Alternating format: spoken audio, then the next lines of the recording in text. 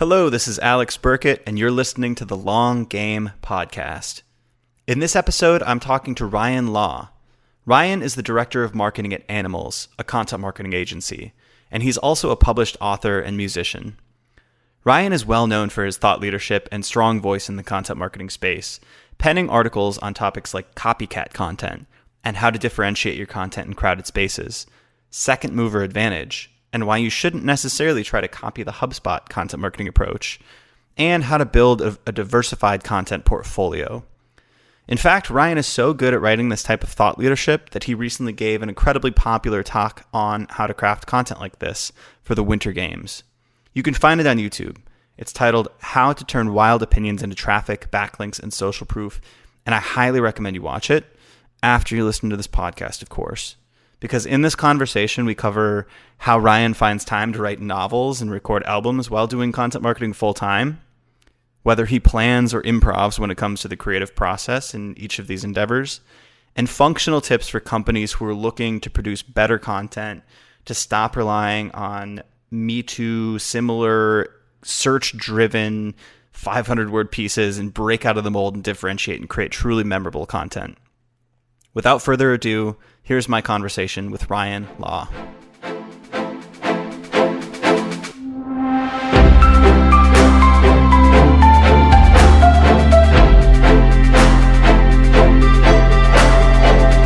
Yeah. Can you actually, can you talk about how you came to be the director of marketing at Animals? And then, I know you founded an agency before, but what was your path up to this point like? Yeah, so when I joined Animals, I joined in our core writing role, basically. At the time, I was a bit paranoid that my career path had been so unconventional that I just wasn't hireable anywhere, basically. And I applied to 60 companies, and Animals happened to be the one that got back to me fastest with a job offer. So I joined, I just wrote loads and loads, churning out content marketing for a bunch of our customers. I'm the kind of person that gets bored very easily and likes trying to help out with the hardest problems I can find in a company. So I got a chance to become a content strategist, basically built out a team underneath me, which was amazing, worked with 10 or so writers and editors. Enjoyed that, but also got a bit bored of that. And when Jimmy left to go and found Superpath, go off and do his amazing entrepreneurial thing, I got a chance to take over as director of marketing. And yeah, I've been doing that for just over a year now. So in terms of the director of marketing role, is that just kind of you own all of the lead flow in and kind of the MQLs, SQLs, and whatever channel you can use to sort of attract those is fair game? Or how does that position kind of work at Animals? Yeah, exactly that. I basically am accountable for SQLs. That's the thing that matters. That's the thing that I care about. And we are a team of one in terms of marketing. We've got Andrew, who's our head of R&D, who's kind of marketing adjacent and building amazing products, which do a lot of marketing for us. But in terms of day-to-day execution, it's as much as I can do. The rest of the team's really busy creating stuff for our customers.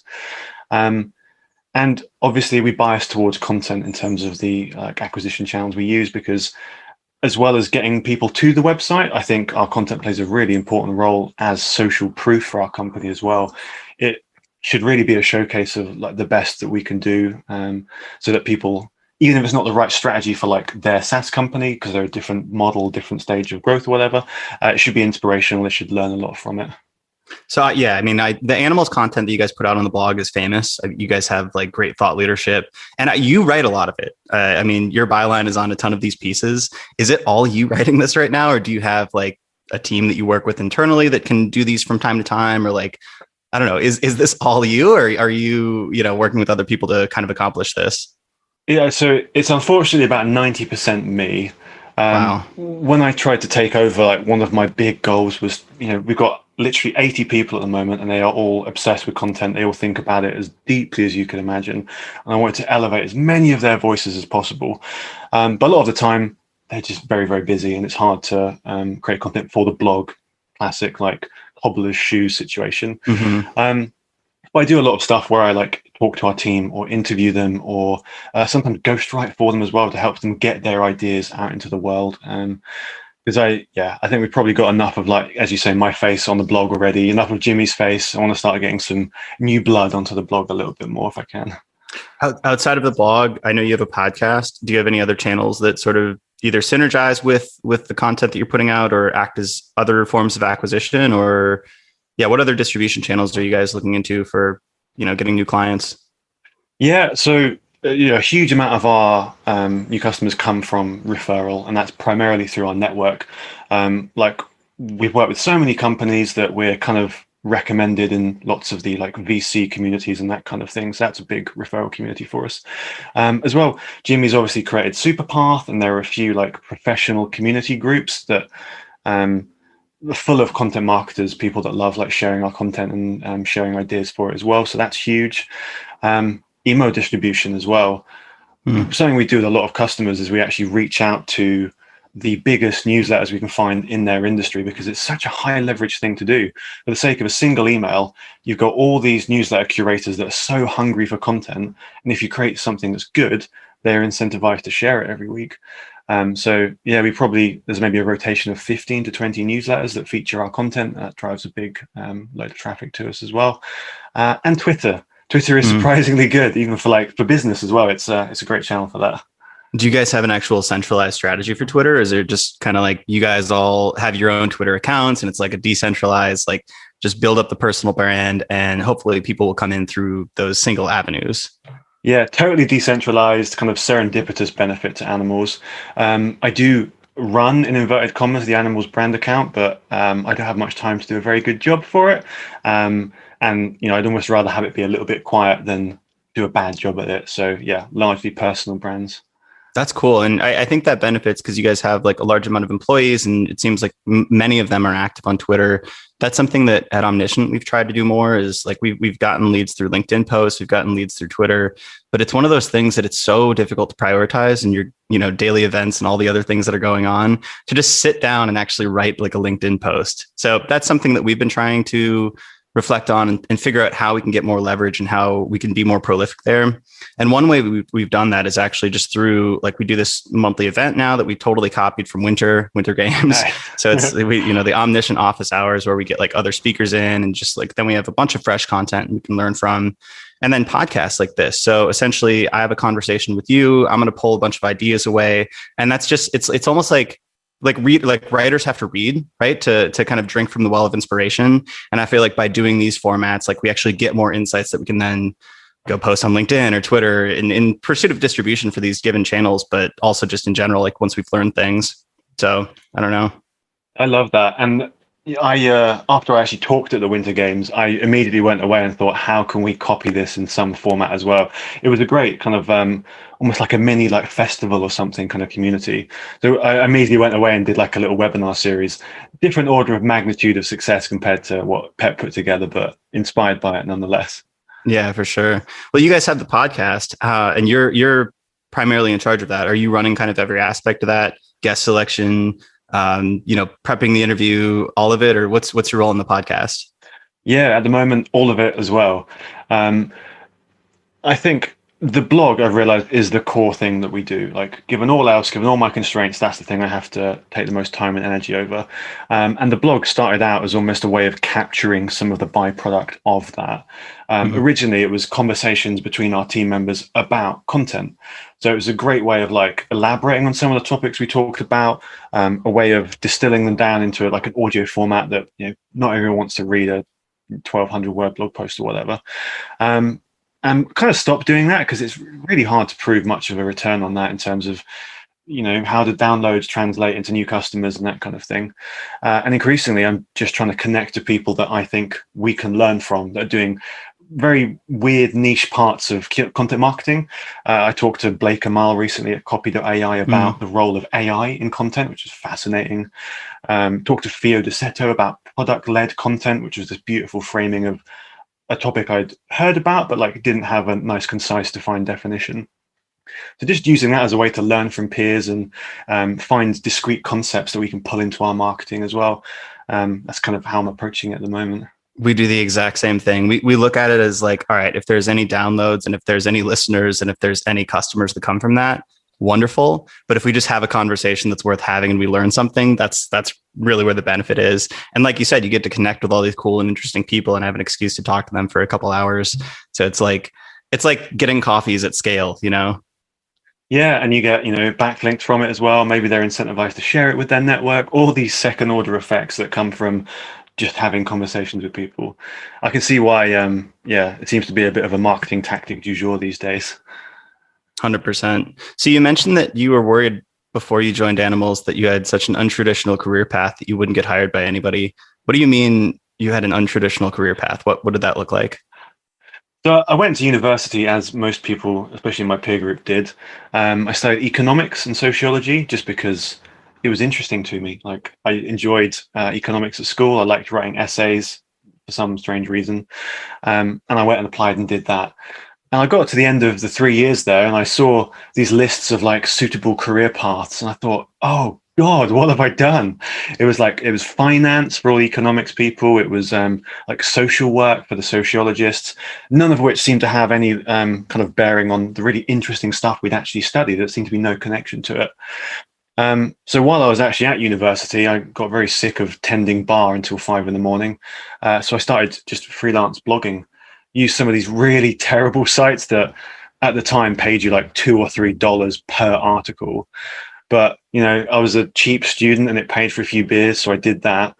And when I stopped university, I just kept going, just literally sat in my bedroom at home at my parents' house for like 3 years and just cranked out dozens of blog posts every week. And as a result, I got to become quite a good content marketer at, quite early days when content marketing was a little bit novel and exciting as well. But I didn't have much in the way to validate that experience. I was just a guy with a really amateurishly made website. So yeah, when I left my last company, I thought, how am I actually going to get a job? And I panicked a bit, and it was, I don't know, I felt kind of lucky that Animals made me an offer the way they did. Mm. How did you know when you were in college? How did you know there was that opportunity, even though it was a small one, to write articles and get paid for it? Did you have any inspiration, or like, did you follow in anybody's footsteps, or how did you stumble upon that? So I had my best friend at the time was one of the most entrepreneurial people I've ever met in my life. While we were at school together, he founded and sold a file storage platform pre Dropbox, pre Box, So he, as a teenager, he was just like on a different level, a different plane of existence compared to me and most other people. And as he was like learning that and growing that, he saw, a growing need for content for SEO in particular. He was a developer, as a lot of developers did. They started out as slightly black hat SEOs because that's largely what SEO was, 15, 20 years ago. But as he saw that wasn't that sustainable anymore. Lots of companies were getting dinged every time Google updated their algorithms. He thought content would be a really great thing to do. And he knew from school that I was a complete writing nerd and I spent, all my time writing at school. So he suggested, check out these websites, get started. And that was what got me hooked. His little nugget of inspiration right there. That's cool. It's always interesting to me how this starts, because it does seem like there's sort of a domino like effect where you start writing, you figure out, oh, I can do this. Eventually you find opportunities where you can get paid more, or, you build leverage through a personal blog or something like that. So for me, it was, I read, Tim Ferriss and Ryan Holiday, and I had seen how they had built blogs. So when I was in college, I studied journalism, didn't know what I wanted to do, possibly get into tech and the marketing side. So I just started a blog where I would write about the things that I would learn in school, kind of the journalism lessons that would apply to marketing, stuff from my internship. And then that allowed me to start freelancing as well. I'm like, oh, hey, I can write. And I have this little portfolio, and I would get paid, super cheap rates for whatever articles. But I'm like, okay, this is an area that is interesting. People are willing to pay for it despite like low volume. And it's incredibly flexible. Like I can just choose my own adventure here. And as somebody who was always interested in freedom, that was such an interesting kind of allure of content marketing for me. Yeah, I totally love that. And I remember like back when I was kind of building my own agency and starting to try and be a bit more serious about it, I remember reading some of your content as well from CXL and like a few other places. So it's cool to like all these years later actually like cross paths and we're still doing that same thing, still making a living out of it.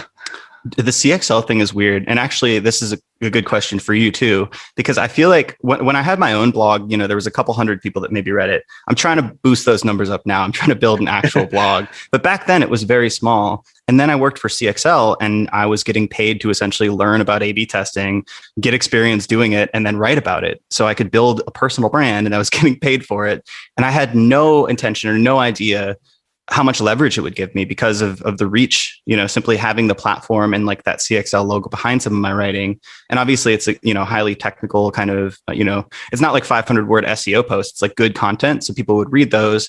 And I got tons of opportunities based on that. And I feel like Animals, you guys have such an incredible distribution channel as well, where it seems like have a similar thing where you can essentially take all of these insights from your clients, from working in content, from your podcast and all this stuff, translate those to blog posts, and then while obviously helping Animals, like you get some personal brand effects as well with your blogging. Yeah, absolutely. Because the thing I struggled with the most when I was a bit younger is that content marketing, in almost all situations, a lot of it, especially agency side, is white label. You are writing wonderful, amazing content that somebody else fundamentally gets the credit for.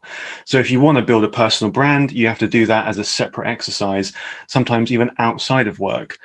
But there are situations like, I'm very lucky to be in the role I am now, where I could build the Animals brand, and as a serendipitous side effect of that, I'm also building my personal brand as well, because my face is on this stuff. And it's kind of true throughout the company. Like, meta content has been such a staple of what we do and what we write about, just sharing our experiences and the learnings we have from our entire team and trying to consolidate that down into content. And that's something that I think even the busiest person can find time to do, is just write a little bit about their experiences and learnings and turn that into personal content.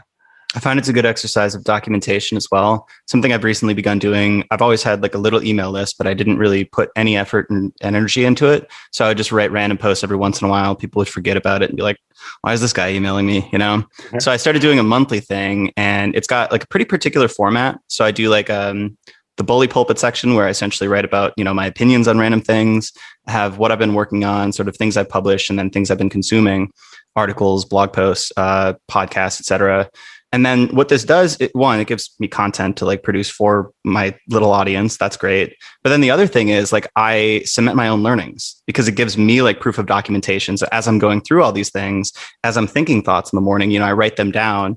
And I feel like that's a side benefit of some of this personal brand stuff too, is like for example, Pep is great on LinkedIn and Twitter. He's posting all the time. He emails himself these little insights. And I feel like that documentation process also allows him to kind of cement these things for his own career and for his own business building, and then simultaneously get the benefit of teaching others and them, being attracted to his platform as well.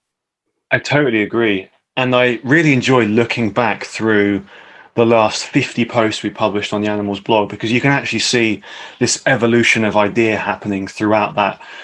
Because, often I'll have an idea and I'll write it, and it's kind of interesting and kind of useful. But then you sit with it, you get feedback from the people that have read it, you write other content, you actually do some of the things that you detailed in there, and your thinking evolves a little bit. Maybe it meshes with another idea you've written about. And quite often the articles we've written that have been really successful, really resonated, we've already written about them 10 times in some kind of earlier, more nascent format. But it's taken that long to kind of consolidate, sit with, learn from, process, and create that, more polished final state version of that idea. Writing is a great way of, consolidating as well as coming up with those original insights in the first place. Where do you get the original insights? Where do the initial ideas for Animals blog posts come from? Well, I've actually written an entire blog post about this. I call it like the idea farm, because I think that was a really great way of trying to frame that. When I started out in content marketing, I thought your starting point was always keywords. That was it. You find something with good volume, that's the topic settled, that is an idea. And working at Animals, I got that idea like quickly beaten out of me. It's one of many, many, many possible sources. So Jimmy, most famously, he got most of his ideas from sitting in the sales process. He would talk to people as they were buying, and hesitations or problems or concerns that would crop up, he would try and answer through content. That was amazing. I'm a really big fan of taking models from other disciplines and thinking, how does that apply to content? Is there something we can learn from that, some underlying universal principle? So I've started nerding out with this tool called Obsidian.md, which kind of like Roam Research, that kind of vibe. It's like a networked note-taking tool.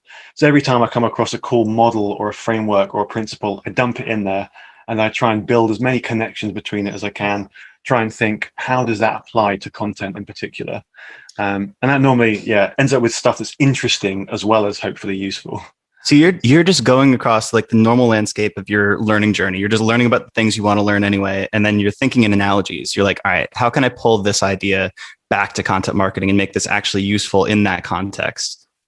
Trying to, yeah. And obviously, I can't escape the fact that I am still doing content marketing every day. So I still have all the exposure to customers, my work colleagues, my network. So there's always that undercurrent of continued engagement with content marketing.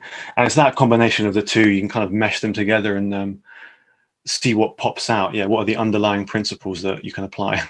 Oh, I love this is how I think too in this kind of pattern based format. I'm a dilettante. I like to just do a bunch of random shit. And I feel like my strength is kind of, synergizing, like bringing those things together and crossing the different kind of swim lanes. So I read quite a bit. And when I do now with nonfiction, I'm almost always in the back of my mind thinking like, how does this either apply to content marketing or to conversion rate optimization? Because those are kind of my two worlds. But I feel like when you get an initial idea in a field like economics, for example, this is one that we use, right? Like for our agency, we came up with the barbell strategy. So it's kind of a portfolio allocation model of like, you put 80% of your assets into like kind of like stable, predictable things. And for us, that would be something like SEO or keyword driven stuff or product led content. And then you keep 20% open where it's highly volatile. It's like basically you could have an extreme upside or you could, nothing could happen. And that's maybe our like buzzworthy, social share, contrarian kind of content. But it was like this initial idea that I got from reading Nassim Taleb. I'm like, oh, that's a cool way to actually do prioritization for like either experiments or for blog posts or really for anything and like kind of balance the risk reward ratio. So it's interesting. It sounds like you do something similar when you're just reading general nonfiction.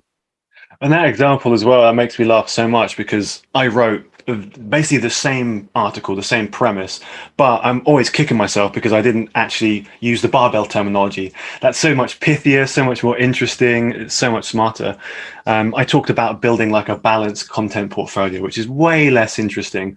But yeah, same premise applies, I feel like half the battle is finding that keyword, that trademark phrase, the Brian Dean skyscraper technique, right? It's just finding whatever that word is that people can remember. Yeah, and I actually tried to come up with a process and write an article, and I actually talked about this in my winter talk, the idea of the coined concept. It's great to have like this model that applies and it's useful and interesting, but without some really catchy, pithy terminology to wrap it up in, to make it easy to share. It's probably going to fall flat on its face. Ideas are quite nebulous, quite hard to communicate, and you need something that's so stupidly simple and catchy that everyone's going to be talking about it. So as an exercise, I always try and do with new content, like what is the coined concept I can apply to this? You can pull it from related disciplines, film, cinema, economics, anywhere you like. How do you think these are predictable in terms of like if they'll catch on or not? Because I found like I've tried to name a couple different things and they've petered out and didn't really catch on. And then some like the barbell, like people actually talk about that now and use that framework. So I do find that it's difficult to figure out which thing will be particularly catchy. Sometimes it just has a ring to it. Product-led content, for example, you're like, yeah, it's probably going to work. It's already using like the product-led growth thing. It's, more people are writing like product-focused content and going away from the old, like, I guess HubSpot used to do this with the, we write content to be educational, not to sell our product. And now people are like, oh, actually, we want to sell products too. But yeah, how do you find like the predictability, or like, are you getting better and better at choosing the particular coined phrase, or how do you think about that? Yeah, I think it's probably just the kind of unspoken heuristics in your head where if you try and do it for every article, you gradually get a little bit better each time at finding stuff that does work.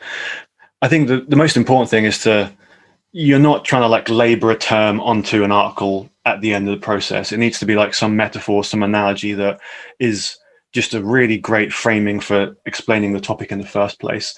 So actually that almost has to be the first thing you come up with. You've got a topic, like, you should have different types of content and that will yield different outcomes. You almost want to start with the barbell because working that theory throughout the article is so much more convincing than just slapping that in the title tag and that kind of thing. I guess one way you can reduce the risk of picking something that doesn't work is choose an already popular topic. Like, everyone loves barbell theory, and Nassim Taleb is like amazing at coming up with these like black swan, anti-fragile. So using that, appropriating that, and making a content marketing equivalent of that, yeah, probably a pretty solid choice. What are some of the most popular ones that you guys have come up with that still resonate and people still use ubiquitously? So the one Jimmy did, library versus publication, that gets used a lot. That's what I was thinking. Yeah.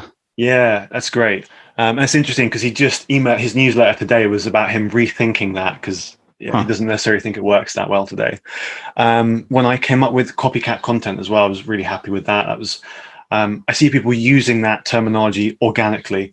It's not, I didn't invent those two words used together. I didn't even invent them using them in that context, but that article gave it like a new lease of life. And generally when people talk about that, it's because they've read that article and used that. Interesting. Something you said made me think with Jimmy going back and rethinking his concept. You guys read a lot of contrarian articles in terms of like, you think, I guess this is what your talk was about, the wild opinions into backlinks and content and all that. Like you take a concept that is ubiquitous in the industry, something like all content should be SEO focused, and you rethink that, right? And do the, what is it? The synthesis, thesis, model? antithesis, synthesis. Yeah. Good old Hegelian dialect. Yeah. So, but do you find, so this is something I was wondering, right? Like Jimmy may have went back on this a little bit and said, oh, actually, maybe there is something to the publication model.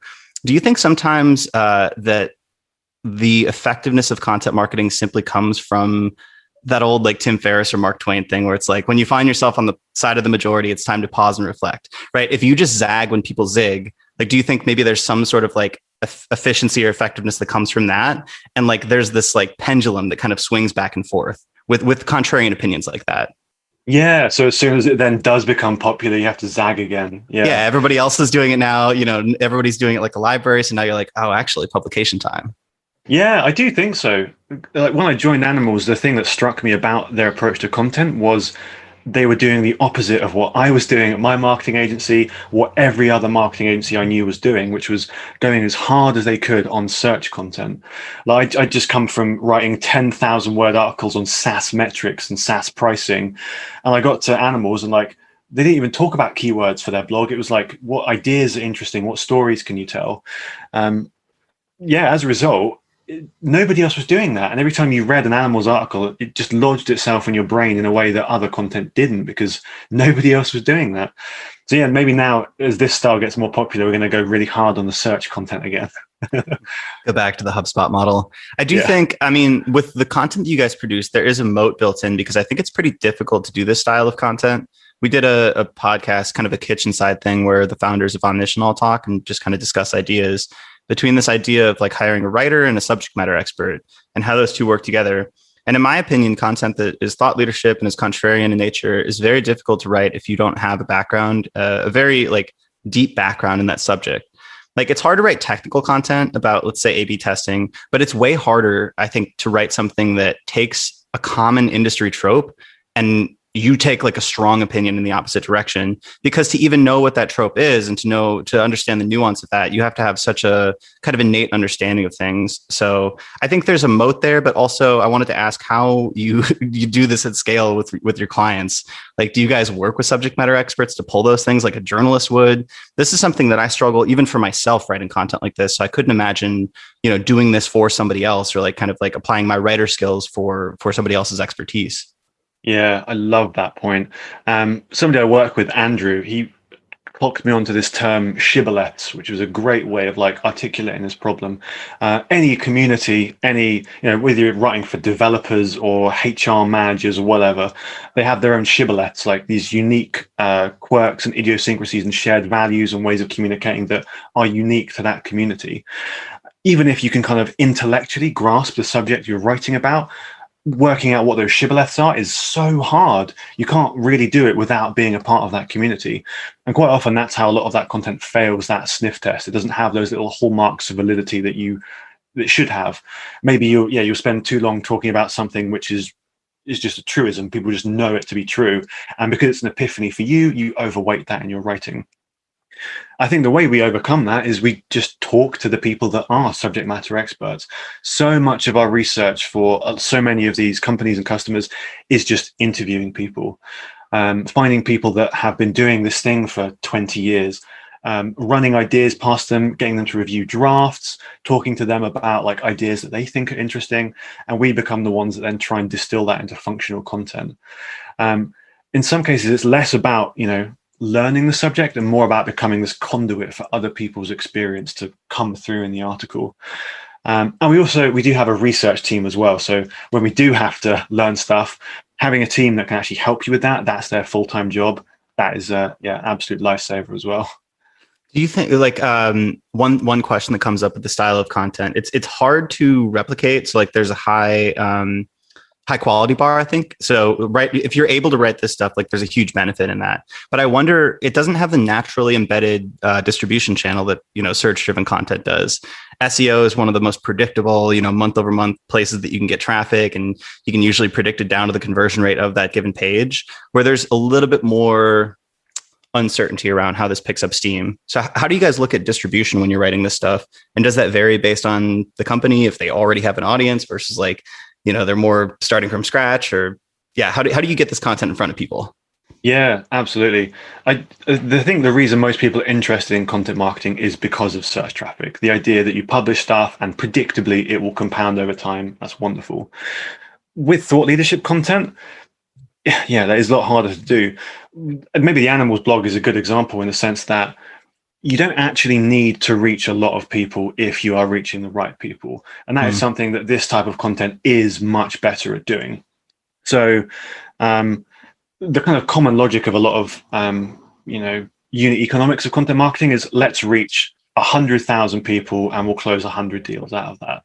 I think you can actually be a lot more efficient with thought leadership content, because if you talk to people from the select community you want to reach, like VPs or directors of marketing or whatever that is, you're going to get a much better understanding of where they go for their information, the communities and channels they use and in which they share their content, the newsletters they care about. And quite often that is probably like the primary distribution channel we would use for that content. Thought leadership in particular, dark social is really important these days. WhatsApp groups, Telegram, Slack communities, Discords. If an article reaches those groups, maybe it'll rack up 100 views if you're lucky, but potentially that could be 10 really interested prospects because that community is just absolutely tailor-made. It's right for what you're trying to reach. We've always relied as well on owned newsletter channels as well. I'm a big believer in the idea that it's so hard to reach even one person with your content that if you're going to do that, you want to make sure that you do everything you can to keep them around and continue to engage them. So the Animals newsletter today is one of our biggest drivers of repeatable traffic, because people care about the newsletter as well as the content. They kind of subscribe for that dual benefit. It sounds like, there's a slow, long game component to this, because you write things people care about and eventually you do build up that owned audience. And in that case, like once you've gotten there, then the content becomes effective upon launch, and you don't have to like worry as much about how you get people's attention. But there's that part you mentioned about like dark social being kind of like a big thing, and there being kind of smaller samples, and like it sounded like less attribution, or it's not like a direct thing where they come in via a keyword. You can track that keyword down to the point where they convert, and then like track it down the funnel and get these very clear, measurable kind of metrics. Do you think that one, am I right that it's a little bit less measurable to do this style? And two, do you think that causes companies to shy away from it because there's not as much high level bird's eye clarity in terms of like what ROI they're getting from their content? Yeah. Yes, absolutely, on both regards. Like our blog is a good example. From a traffic perspective, it kind of sucks. Like we don't actually get much traffic at all in the grand scheme of things. If I'd sat down and written an SEO article every day, we'd have like orders of magnitude more content than we actually do, more traffic. But the way we experience the success of that is through people mentioning our content during the sales process. They actually come to us and they say, I read this, it blew my mind. This articulates something I didn't even know I was worried about. Let's work together. Or people share it in online communities. People respond to our newsletter and say, oh my God, I can't believe This is this thing I've never heard of before. So the qualitative experience for like the sales team and for me as a marketer, we know the content is working. We have those kind of indicators. But you're totally right that if you are a slightly bigger company, maybe a SaaS company, it's kind of hard to make data-driven decisions based on just that qualitative data. But I'm not sure there's much of a way around that given technology at the moment. And there is definitely a competitive advantage to just going with your gut. I think there's a reason why lots of the companies that have legendary content marketing operations today, like Intercom or Stripe, they had early founding teams that just cared so much about sharing their ideas. They would post content regardless of whether it did anything or not. They had founders and early members that you couldn't stop publishing content. So they got through that initial hurdle of, oh, where's the ROI of this? Oh my God, it's not working. And they got through to the other side where suddenly it had a huge disproportionate ROI for them. I see that it being the willingness to go down a path that not everybody's going down. And in fact, fewer people are going down because there's that lack of measurability. Like there's going to be rewards for essentially taking the contrarian option. That's how it is in investing. Like if you win big on a bet that everybody else is on the other side of, like, you're one of the biggest winners in that kind of pie that you're taking there. One question I have around this, I guess like the upside here is like, does it have to fit?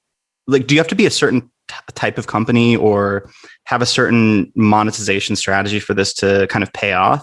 If it's going to be less measurable, if it's going to be smaller samples, one would assume that it would probably have to be a higher LTV purchase once a customer comes through, and that probably means B2B. So I'm guessing like this is maybe trickier to work in a B2C space unless you're really good at getting contrarian opinions just like pumped out like a Tim Ferriss or something like that. Yeah, and this is something we think about a lot as well. Like there are, as you say, there are fundamentally different unit economics between a lot of different companies, and the function content plays is different. Having said that, I think even in like B2C, where maybe like the products are a lot more homogenous than they would be if you're comparing like a services agency to another services agency kind of thing, like the importance of brand and actually content that has a personality and is differentiated from other companies becomes more important. So even if, from that kind of acquisition strategy, even if maybe the numbers don't work out quite the way you'd expect, I think having a more recognizable brand is much more important. And that is something that is really served by content and having contrarian, interesting thought leadership content. So I think you can still make the case for it even in that situation.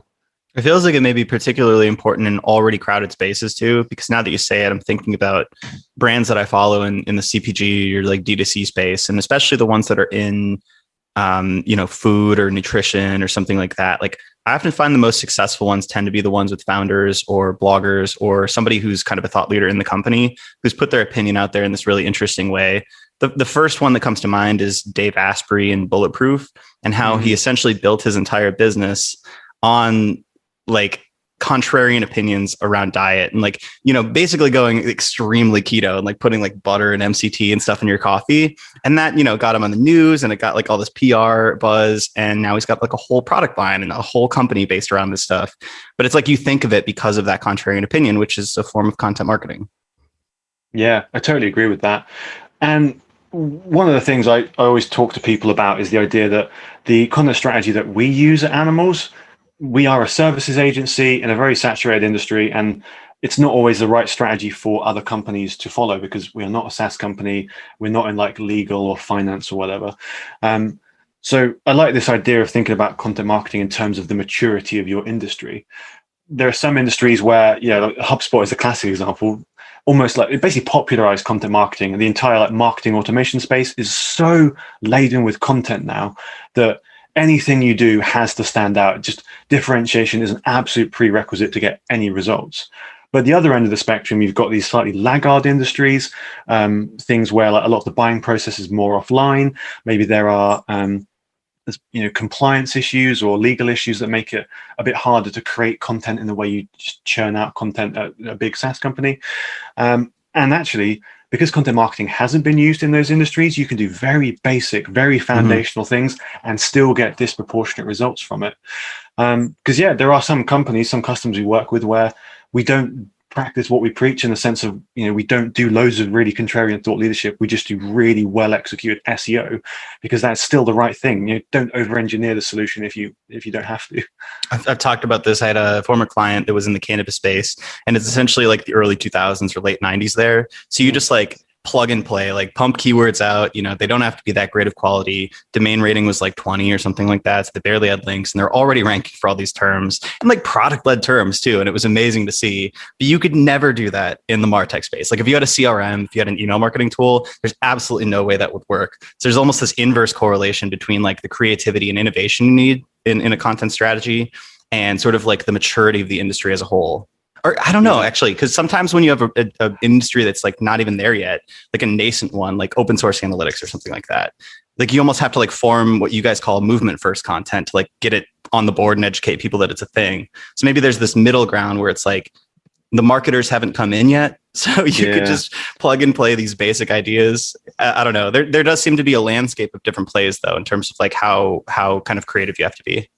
I've been working on a blog post draft for about a year now. It's probably not going to see the light of day, but it was riffing on the idea of like 0 to 1, 1 to 0 kind of products, and the idea that most products are 1 to N. That's the terminology. So, people are familiar with the paradigm. They know what this type of software does, and your company maybe adds a new feature set or it differentiates in some minor way. In which case, like your playbook there is positioning yourself against the existing solution. People know what you are, and you can kind of playbook it and do many of the familiar things. But if you are a 0 to 1 company, your first thing to do is just, help people work out what the hell you are. What is the problem you solve? Where do you fit into the landscape of technology? And in a lot of cases, that is a fundamentally different proposition. You can't just do the ultimate guide to whatever product you are if nobody's heard of your product in the first place. I think it's probably a harder place to be in as a content marketer, but probably a more fun one.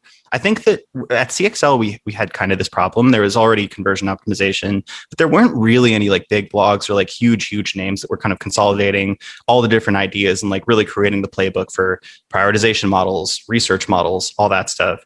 So I did get a little taste of doing that at CXL, but I couldn't imagine, being at Content Marketing Institute or HubSpot, which nowadays, like I really like, sometimes talk a little smack on the content strategy, but like back in the day, like they were really pushing this boulder uphill to get content marketing even on the radar of anybody's radar, like let alone, the CMO or like whoever's making these decisions.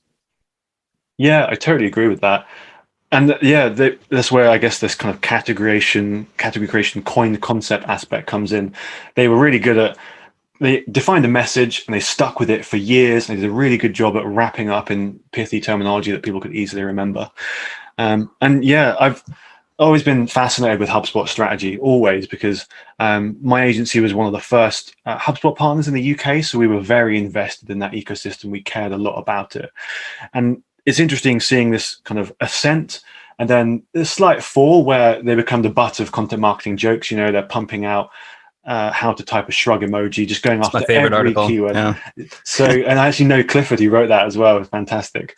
But even now, I see a lot of the stuff they're doing with like acquisition of The Hustle and these new content properties. Seems like there's a little bit of innovation going on again, and it's the next thing is about to happen. Well, that's what I was going to say. You can look at that as a leading indicator, or maybe not even a leading indicator. Maybe it's already the trend. But I think they pivot well, but pretty slowly, probably. But they're clearly hitting that ceiling in terms of like the search landscape. There's only so many keywords that actually are even arguably relevant to your industry. The shrug emoji is probably on the far periphery of that. But like then you start to really scrape the bottom of the barrel. Then you're writing articles that are like, 10 monthly search volume or something like that. And you're like, all right, is the ROI even here for these? So I do think like eventually you're kind of squeezed out by necessity to attempt new ways to garner attention and, essentially get people through the door. Yeah. I guess, kudos to HubSpot for even being able to do that. I can't imagine any company literally dominating the search landscape the way they did. Yeah, blows my mind. It is amazing. And it was such a privilege. Like when I worked at HubSpot, like you just had this immediate form of leverage where you're like, hey, we're launching something. Oh, let's write a blog post. We'll rank number 1 tomorrow. This is amazing. Yeah, and that showed me, honestly, like outside of even the strategic components, just the true value of like playing the long game of content in that like you don't have this like, I don't know, it's like faucet that you have to turn on and off or something like that, like paid ads. You truly have this like billboard essentially in the center of town no matter how you want to use it, you essentially have all this leverage and kind of command of attention already in place, and you've built it over time. So it's very difficult to usurp that as another competitor would. That was one of the ways I always used to frame content to customers was its optionality for the future, especially search content. Even if you don't necessarily need this volume coming to you right now, having it a year or 2 years from now, when you suddenly want to do a big push, you're going to launch a new feature, it's so useful to have. And obviously HubSpot had that in spades. We would use it for interesting purposes too. Like there's obviously the direct attribution of like, getting somebody onto an email list or signing up for an ebook, or in HubSpot's case, on my team, the freemium team, getting a freemium acquisition user coming in. But eventually, like we realized we had all this leverage in the form of like, all right, we've got all this attention and we write about all these different topics. So why don't we use this to form partnerships wherein we can actually like use somebody else's audience as well? So that's where kind of the surround sound strategy came in, where we would try to dominate the whole search results page for a given like product led keyword, best live chat software. We started partnering with other companies that would rank for those pages and, offer them placements on given pages on HubSpot's blog. But it's like you get all these creative avenues that like I never thought of that before. Like I saw the opportunity in front of me because we already had the attention and like all these different articles that ranked, but it was a super effective form of leverage for those partnerships. I love that. It's such a lateral move. When everyone else is like worrying about keyword cannibalization, HubSpot was like, let's just get all the keywords in some capacity. Well, we looked at it like window shopping. You're a searcher, you're looking for best CRM software, something like that. If you're searching for a keyword like that, you don't necessarily have your mind made up. You're trying to see what other people think is the best one. So I thought about it in analogous form of somebody at a cocktail party who's like, what books have you read recently? And if one person says Sapiens and the rest says other random things, like you might check out Sapiens. It's at least on your radar. Now you know about it. You went 0 to 1. But if every person in that group was like, holy shit, you got to check out Sapiens, it was the best book I've ever read, then you're probably going to go check out Sapiens. So we kind of looked at that as analogous to like when you're number one position on every listicle and every G2 and every Capterra, people are like, wow, I kind of got to check out HubSpot. It seems like it's pretty popular. I love that surround sound you said as well. Have you written an article about that? Because that is yeah. That was one of my best cointer, and honestly, like that's the one that probably got the most legs. And I love that. It's on HubSpot's blog. They've got a whole series about it. We've actually thought about doing more of that work with our agency, but it's very difficult to scale out because HubSpot has this innate advantage. Like I was saying, if you're starting out with a blog from scratch, it's really difficult to convince people to put you on those listicles unless you have something you can trade them, or at least implicitly, like you have some value for them as well. So we're still thinking through that, but I love the concept, and it's a super effective direct attribution channel too. Like you can directly, track these things. Yeah. I want to switch it up. You write novels, you write fiction as well. I do. Yeah, I do indeed. I actually just finished drafting the second book I'm going to publish. When did you, well, first off, like when did you write your first book? When did you get into this? When did you first sit down to write fiction? And the second question is, how do you find time? So I think so many people that go into content marketing, like they want to be authors at heart. At least half the people I talk to, they've always held this deep-seated aspiration to write books and get paid for it. And I think, early in my career, I realized that the writing boring content for companies I didn't really care about was probably going to make me more money than trying to write fiction and become this like starved, penniless author. So that was the direction I went. But did you always want to be a fiction author? Was that always sort of like an interest of yours even growing up? Yeah, I think probably. Yeah. I was really good at writing at school, but anything I did at school kind of was tainted by the poison of school, I think. So I fell out of love with it for a few years, but that's always been like an undercurrent, always been a thread that I've been interested in. And the thing that made me finally actually like sit up and do it was just before I joined Animals, I was between jobs and I had a bit of an existential crisis. And I thought, if I died tomorrow, like what do I want to have done? And one of those things was just writing that damn book that I've been thinking about for years.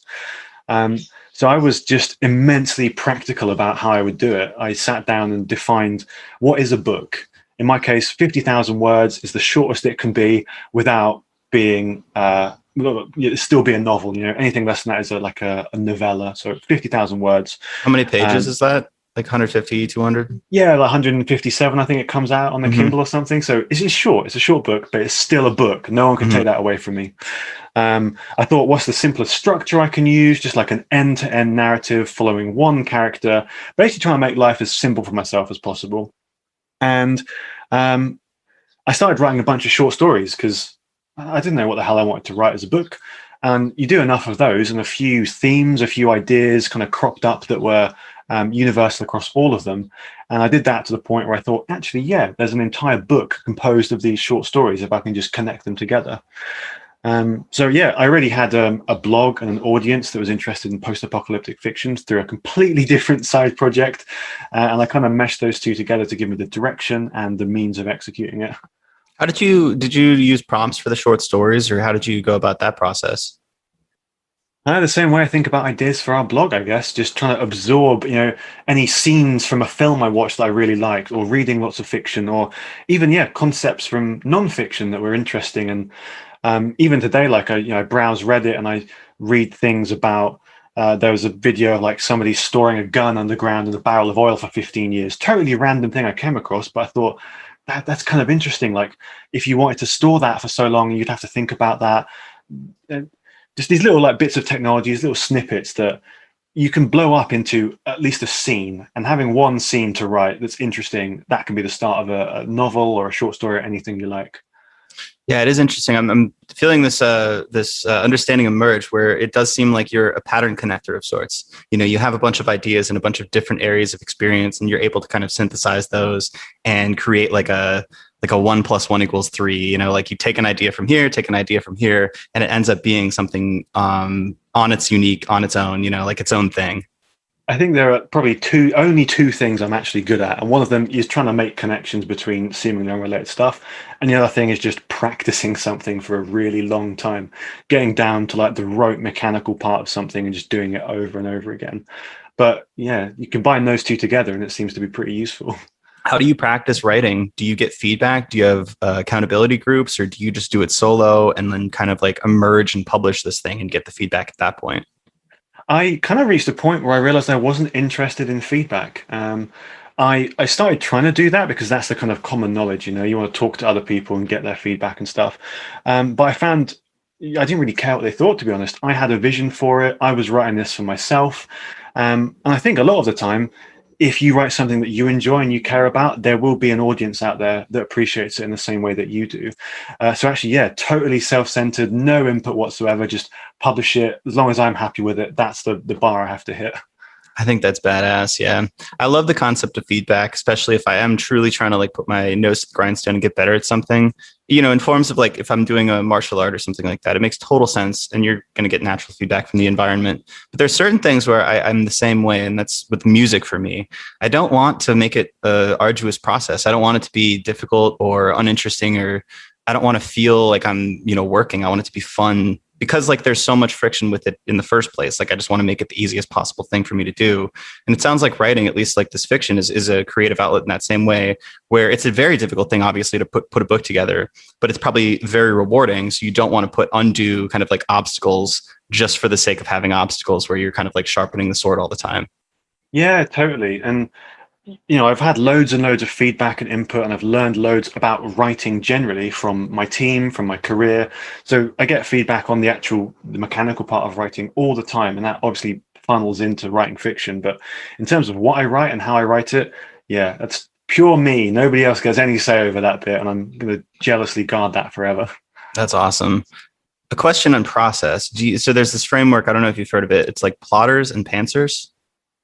Heard of this one? I've not. No, I've come across architects and gardeners. I don't know if that's a similar dichotomy. Probably similar. I'm not sure the architects and gardeners, but the plotter and pantser is like if you're writing fiction, it's primarily used for fiction, but it could be, a metaphor for anything. But a plotter is somebody who sits down, maps the whole thing out meticulously, and acts according to the plan. And then a pantser flies by the seat of their pants.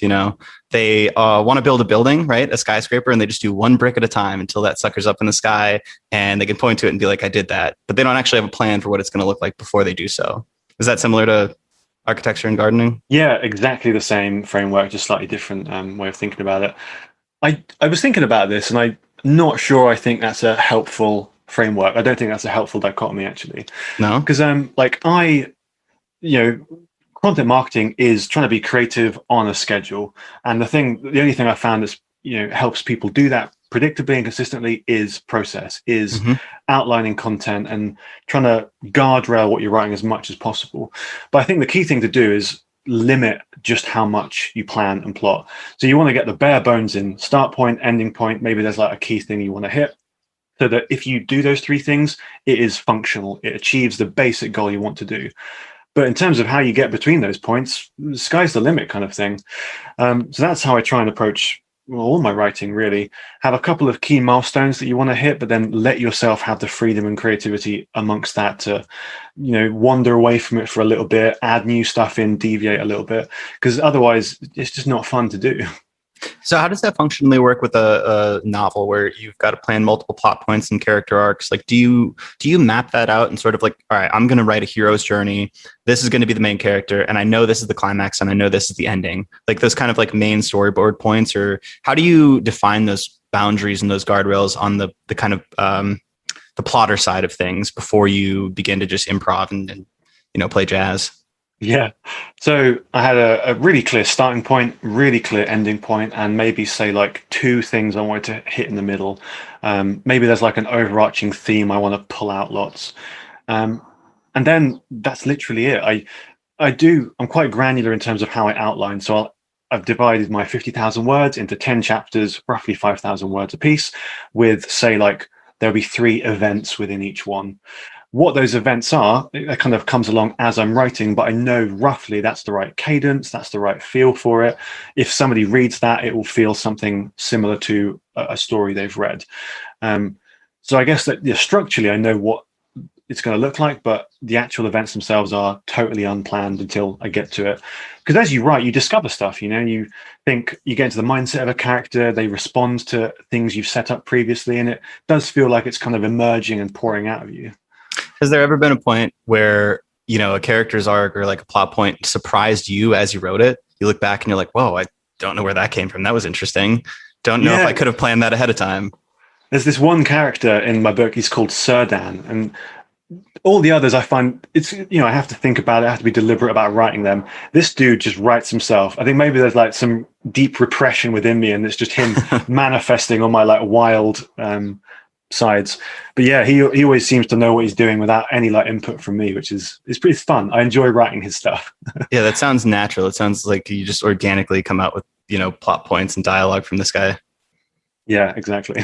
Have you found that there's any has your writing fiction, has that influenced how you look at content marketing or your skills therein, or vice versa? Like, has content marketing helped you approach writing fiction in a way that you think is different from how most people look at it? Yeah, probably. I think I've taken my love of structure from content and applied that to fiction, and the storytelling, the importance of, even if nothing happens in a scene, that scene being interesting and fun to read, applying that to content as well. So one of the things I do in a lot of our articles these days is open up with just like a really compelling, interesting narrative story that sets up some metaphor that's useful for the rest of the article, but it's just fun to read. The last article we published starts with an anecdote about like the world's greatest shark fisherman, and uses that to set up an article about how to write a good introduction. And that's something I think, comes classically from fiction. I love sprinkling in elements like that. I don't know where I got this idea, but I think it was just boredom. Like, I think it was a CXL, and I didn't want to just write these like formulaic kind of like SEO driven articles. Granted, that wasn't what we were supposed to do. But, after writing all these like 2 per week or something like that, I'm like, I'm just going to sprinkle in some like little Easter eggs, some inside jokes. Because Chanel Mullen and I, we would kind of edit each other's articles when we both worked there. So I would love when I would pass her an article and she would, respond with feedback of just like laughing. Like I would just bury these little comic things that were very, very difficult to parse out if you were just like reading it from like a, searcher's perspective. But like if you kind of knew where I was going, like it would be fun to add those little elements. And I think that made it probably more fun to read, but definitely more fun to write.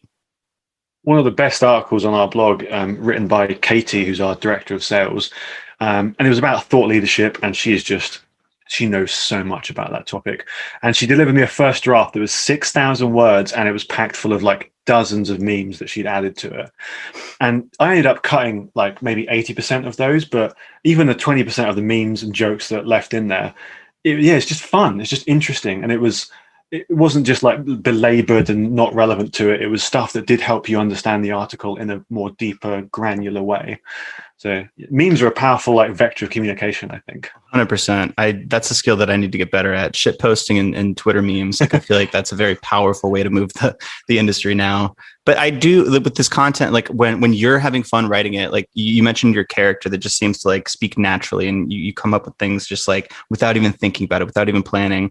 I feel that when I write content sometimes, maybe 90% of the time, because I mostly write for my own blog now, and it's, you know, not like necessarily like I don't have to do it, right? But then if I do feel like I have to write a piece, sometimes for Omniscient, if it's like very, you know, like sales enablement focused, I feel belabored, right? Like it's a harder article to write. I spend way more time researching and second guessing myself. And I don't know the difference because I don't have like a blind taste test here, but I wonder which one is better or more interesting or more fun to read and more useful from the reader's perspective. I don't know the answer. It seems, you know, like logically, I would just think the easier one for me to write, but who knows? Maybe there's like something to the fact that you're like belabored and really putting, you know, emphasis on every detail versus just stream of conscious writing it. Yeah, I always feel the same way. That it really, I'm very lucky that I get to write about content marketing as a content marketer because I don't have to stress that hard about it. It's just subject matter that I know. It's so much harder when you have to precursor everything with hours of research. And it probably does manifest in the quality and the experience of the person on the other end as well. I would imagine because you do have more of a like the system one versus system two brain. So your system one takes over. You don't have to think about every detail as much. That leaves you additional mental space to like put in those little sprinkles of personality, the little details, the videos, the memes, et cetera, that make it like that cherry on top, right? Like the same article, but then you just have that little extra endurance for those things. Do you have, like, you mentioned the plotting versus pantsing in fiction and how you have like guardrails there. Do you find that there's elements that you can't remove in terms of process or guardrails from the content marketing process? And which ones you can do a little bit more pantsing and a little bit more improv? Yeah, it's a good question. I do quite often like try different styles for the animals blog. Quite a lot of what we do, we use like different formulae and frameworks for structuring it. So like the idea of MISI, where content should be mutually exclusive, collectively exhaustive. The idea that whenever you write an article, it should cover the entire breadth of a topic, but not overlap with anything, not duplicate itself, that kind of thing. And that necessitates like a really meticulous, rigid outlining structure, and you have to plot it absolutely to death. But looking back over lots of Jimmy's articles, he was not that kind of writer. He was very much like off the cuff. What is he thinking? Get a single draft done in between sales calls. And quite often the results of that content were better in some cases as well. It was a little bit more binary. It would either do nothing or it'd be a great success as opposed to, you know, more predictable middling success, I think. So I do that as well. Sometimes if I just have an opinion, I'll try and crank it out in 800 words and hit publish and properly like seat of the pants it.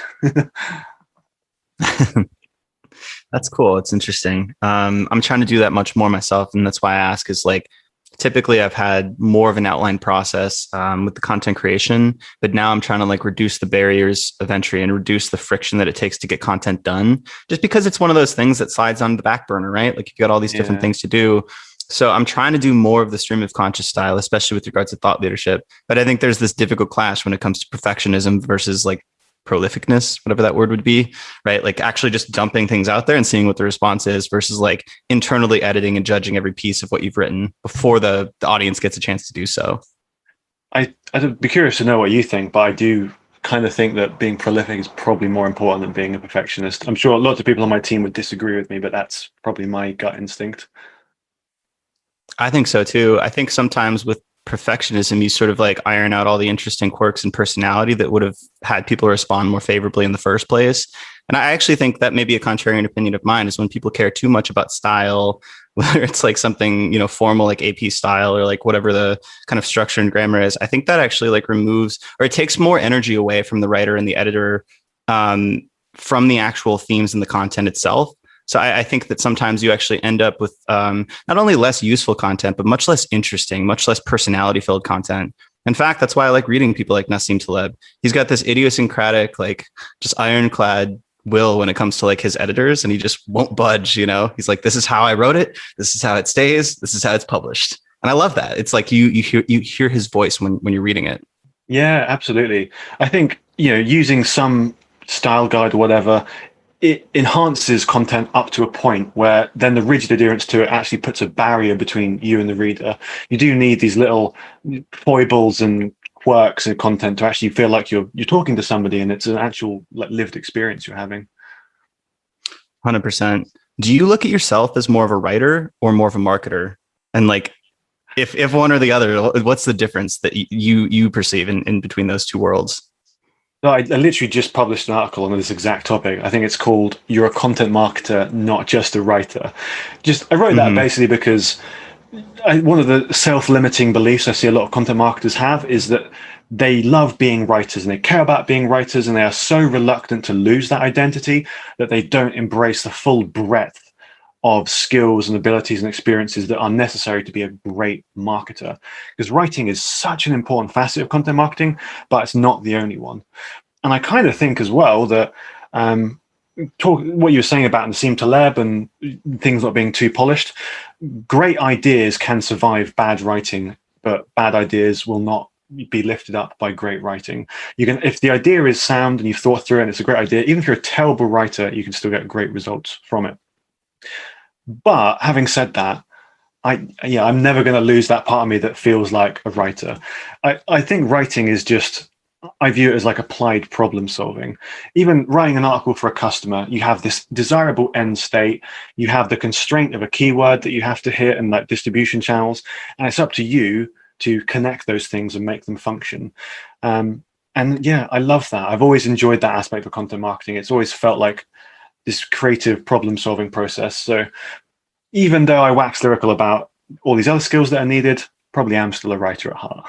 That's exactly how I feel. It's like you understand that you need CRO skills, you need some paid acquisition, maybe if you're director of marketing, if you're trying to get customers, like there's all these various areas. So you like apply the lens of like a marketer in order to solve problems that are going to get you paid more. And I think that's important because if you're just a writer, it's not necessarily easy to command like high salaries. Like you need to do the things that people value. Yeah. But I would say like I'm myself, like I would look at myself much more like a writer than a marketer, simply because I've never looked at myself as a marketer. In the business context, I've always thought like I'm more of a problem solver or like a kind of builder of sorts. But I've always found marketing to be an interesting problem solving domain, right? Because it blends the creative with the scientific. But I've never looked at myself as like I'm an SEO or I'm like a CRO person. It's always been something more fundamental. And I think writing, communication in general is probably like a more like personally identifiable part by which I kind of like solve problems. Yeah, I'm totally the same. Maybe even shared content marketing in a heartbeat if there was another domain that I could get that same kind of problem solving thrill through doing if that opportunity came to me. I'm not wedded to being a marketer for the rest of my life. That's not why I get out of bed in the morning. Absolutely. So you play music as well, guitar? Yeah. I've been playing guitar since I was maybe like 15, I think. What got you into that?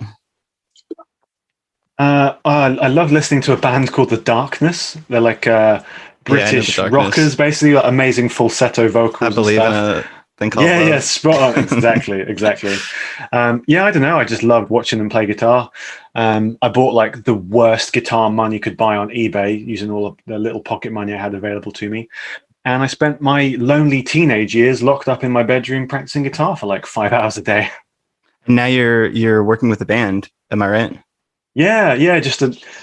We've reached a point in history where anyone can create and publish anything they like. So actually just put our first single out and I'm amazed at how legitimate it sounds. It actually sounds like music. Did you guys record it all yourselves or did you hire somebody to engineer and produce it or? Largely all ourselves. Yeah. My like Logic Pro or something like that. Yeah, my friend Steve is a amazing producer as well as an amazing musician, and he's just absolutely like reveled in the production element of it as well, which, as it turns out, is so hard and so complicated. It is, yeah. I've tried to go down that rabbit hole. It's very technical, and the software. I actually think like this is a big business opportunity. Well, it depends because who knows what the market size is, but the software is pretty hard to use. And it's not collaborative. Like you can't really like share files and like easily do like version control like you could a Google Doc. So I feel like there is an opportunity there because I also would love to record stuff on my own, but I'm stuck with GarageBand and like just a shitty understanding of like how to use it. Oh yeah, build like the Figma of music production, where I everyone think can that would just be work on it amazing. live. Yeah, The I'm down for Canva or that. something like that. Like give me like the easy version where I can actually put together like highly polished stuff. So have you was this the first band that you've worked with, or were you ever kind of in a band before? Yeah, first band. I was very much like a bedroom guitar player. I got really, really good at the technical aspect of playing guitar, but because I was self-taught, I never bothered learning any music theory. So the Hmm. last couple of years, like I tried to play in a few bands, I realized there was this gulf of communication between us that even though I was like technically very proficient, I just didn't speak their language. So I was lucky enough to find a couple of friends that were interested in the band, and I've been using that as a motivator to learn music theory and try and like bridge that gap a little bit as well. Do you write music as well, or what's your process in terms of like putting together the songs? Like you said, you put out the single. Yeah, yeah. So it's incredibly collaborative. Like I've written some of the vocal melodies. A few of the songs I've written entirely myself from scratch. Others I've literally put in like two notes of guitar, and the other band members have just run with it. So how do you look at the difference in the creative process, or like how you come up with an idea to like execution in these different worlds? Because you've got content marketing, you've got writing fiction, and you've got writing music. Is there a difference? Do you look at them all as kind of the same thing, or how do you approach each of those creative problems? It honestly just feels like the same process applied to different domains, I think. Um, having a vast collection of inputs for whatever you're interested in. I listen to music for dozens of hours a day because I work to it, I weightlift to it. I read all the books in the world, content marketing, I'm reading and writing all the time. All of that is just it's fodder for you to then pass and process and use in whatever domain you're going to do. And then the other component is literally just the rote mechanical practice of it, finding like the core skill set you want to get better at and doing it again and again and again. Guitar, that's easy because it's a mechanical thing to do. Writing, you write lots and you reflect on that writing. Yeah, probably those two same processes in everything I do and just slightly different applications of them. Yeah, it sounds like, well, in both of these areas, writing and guitar, it sounds like you're an action-based learner. You're going and practicing, not necessarily just reading all about like how to write, all the books on like, Stephen King, he wrote one, there's like the master class, like there is some component that you can learn from that, but it sounds like you're much more of a doer, like dive in the deep end of the pool and figure out how to swim. Would that be accurate? Yeah, absolutely. And then read the books afterwards to contextualize the experience you've had and realize that other people have struggled through the same thing you just struggled through. So when you began guitar, did you just go and try to learn a bunch of songs that you enjoyed listening to, or what was your process initially? The very first things I ever tried to learn were the guitar solos from Bohemian Rhapsody and Sweet Child of Mine. Oh, that's not a great place to start. Absolutely not. And with hindsight, like I thought I'd managed to nail it after like 3 months of playing. And I can't imagine how absolutely atrocious that would have been. But that was the thing that appealed to me. I've always been interested in what is the hardest thing I can learn. Try and do that. And then the next time you do something that's less hard, it'll be so much easier in the process. It kind of does. It lets you know like where you can hope to achieve, as long as you don't enter it like expecting to master that Bohemian Rhapsody solo on day one, or like, if you're in CrossFit, like if you do like whatever, like a clean jerk split, whatever, like crazy Olympic lift, like you can look at that and be like, all right, that's where I'm going to be. But I feel like if you actually expect to like master that on day one, you're just going to be disillusioned and dejected after you're like, I could barely even press my finger down without my finger hurting today. Yeah, and I definitely did go into all of these pursuits with like totally naive expectations. But yeah, as long as you learn what's realistic and you find small moments of joy in even like the most simple of successes, I think. I think the way you do it, you probably learn a lot quicker as well. I think you force yourself out of your comfort zone initially instead of like, wearing the floaties, wearing the, putting the training wheels on right away. Because I did the same thing when I was at CXL with learning A/B testing. I think this is an area that I actually think about a lot, is like the meta learning and like how to learn new skills and how to get better quickly at things. And at CXL, I would dive in and like talk to the most advanced like data science experts and like read fucking textbooks on like how to do this. And like, I wasn't reading the Neil Patel blog posts. And It took me like, I would have to read the same article like 6, 7, 8 times and like just really grok every point and then email different people to ask them to explain it to me like I'm 5. But I do feel like through that process, I was ironed out into a more effective, sophisticated, just like more advanced thinker in that area. And I think the same is true when you look at guitar or something like that. When you aim yourself up to these like high expectations, you're not going to get it right away, but at least you're going to understand where you could go. And then you're not necessarily going to be anchored down by playing like Twinkle Twinkle Little Star for the first year of your guitar playing career. Yeah. And lots of people ask me, what are the best content marketing books to read? And every time I just say, don't read content marketing books. They're always so foundational. They share the same kind of truisms. Go and find something that's adjacent to it. As long as you have a bare understanding of content, you'll gain more from other disciplines and try to apply that yourself to content. Because otherwise, if everyone's reading the same stuff, practicing the same way, you're going to end up with like the most homogenous group of people doing exactly the same stuff. I find that books in these subjects always brush over like the underlying theory and the underlying principles, and they kind of like do surface level tactics too. So you do end up with a lot of copycat content for that reason. And not just in content. There's books in all kinds of like marketing subjects. Anything that you feel like you're always behind on, when you get that FOMO, that like constant hamster wheel where you're like, oh, there's always new tactics out there, or whatever. I don't want to read books about those because I feel like they're never up to date fully. And you're just like you're never fully going to reach that point. So I always opt for the foundational stuff as well. One of my aspirations is to write like an evergreen content marketing book, something that is just all these like universal principles that underpin it, that will never go out of date, that will always be useful. That's maybe like a bit too much of a stretch goal, but that would be cool. That would be a cool thing. We've thought about it because we really index on this idea of content strategy. And like before you ever write content, like people talk about like whether it's like content promotion versus like production, doesn't matter if your strategy's wrong. So we've talked a lot about this idea of like doing the foundational customer research, the SWOT analyses, the competitive stuff, and getting in place like a strategy that you yourself, your company can like execute on and rely on your strengths and exploit the shit out of those.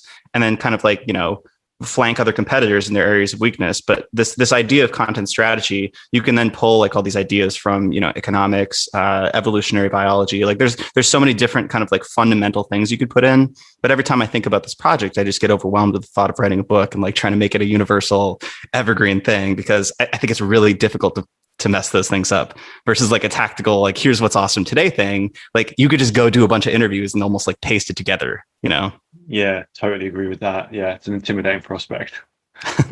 So in your career, do you have like who are you chasing? What's the long game for you? Like where are you looking at the next couple of years? Yeah, I have a really hard time answering that. I have no idea. The one thing my boss Devin always says to me is that she knows that I get bored very quickly. I like learning. I like being exposed to new problems. I like helping across every facet of a company. So I have no idea what that looks like. Literally no idea. But I didn't think I'd be director of marketing now. I didn't think I'd even be a content marketer. I'll just go wherever it keeps me interested, and hopefully wherever I can do a bit of writing from time to time as well. Is there a path right now that you're or like a rabbit hole that you're down in terms of like what you're interested in or what you're learning currently?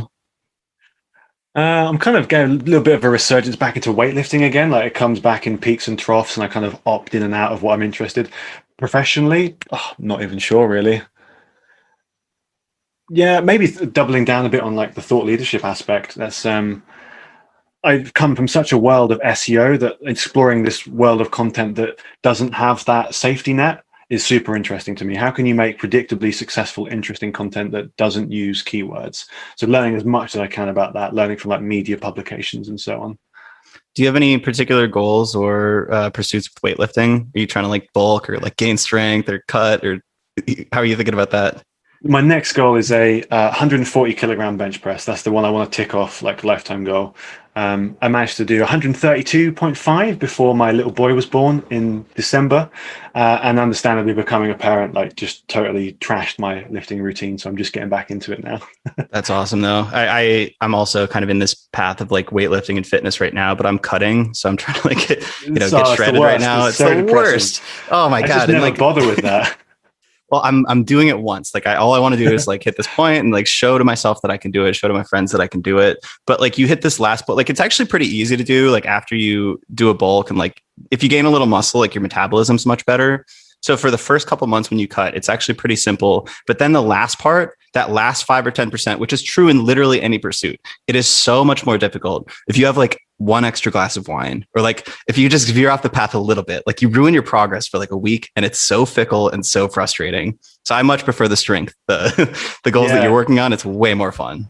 Absolutely. I'd never even bother trying to diet anymore. It's just so harrowing and sad. I just try and up my exercise intake to a point where I'm just gaining weight slowly. Yeah, for sure. Well, that's cool. I'm going to have to jump here, but this was super fun. Did you want to say any last words, anything that you didn't bring up that you would want to talk about, or otherwise you could just mention, maybe where you can find your work online or where people can follow you? Yeah, the only thing I will say, I've been doing a few podcast interviews, and this has been the most fun. It's nice to have like an active participant in the conversation and learn a little bit about you as well. So really appreciate that. In terms of where people can find stuff, Animals blog, probably the best place to go, animals.co/blog. Generally try and publish something like once a week about, the cutting edge of content marketing. What's changing? What should people care about? How can you get better at your craft? How can you think a little bit smarter? And I'm on Twitter all the time, thinking_slow. I can't help but tweet. Is the thinking_slow, is that related to the Daniel Kahneman book? Absolutely is, yeah. Aspirational state, yeah. That's awesome. Awesome. Well, thank you, Ryan. Yeah, thanks, Alex. I'll let you jump to your call.